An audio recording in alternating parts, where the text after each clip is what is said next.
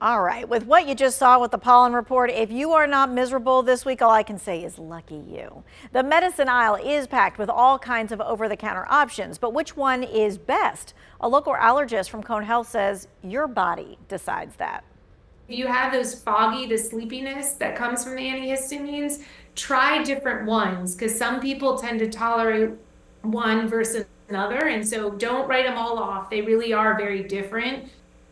So they give pretty immediate relief. So I would say if you're having symptoms and you think it's allergies, taking an over-the-counter antihistamine, you should know within a day or two if it's helping. Most of the time I hear that they help, but they're not enough. And then you can add something like a over-the-counter nasal steroid or nose sprays can really help as well. Well, the doctor says if you're taking allergy medicines 50% of the time during whatever pollen season it is, she says you really should be taking the medicines daily until that entire season is over. She says you'll just feel better. The next big question to answer is this: what time should you take your allergy medicine? Does it matter? There are some that actually probably work better taking at night. And there's some that it doesn't really matter. You want to take a 24-hour one. So those are the newer ones, not like tried and true Benadryl. And those you can take at night if they're making you sleepy, and it will still give you relief throughout the day.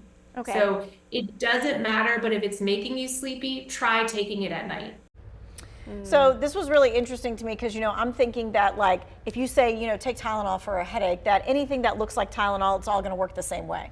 Allergy medicine, she says, does not work the same way. So Zyrtec works a different way. Gotcha. Allegra works a different way. Claritin works a different way. Gotcha. So if you try a Zyrtec for a couple of days and it's not working for you, you go to the next one. to something And if that one's not working for you, you go to the next one. She says one of them will be the one that's the right mix for your body.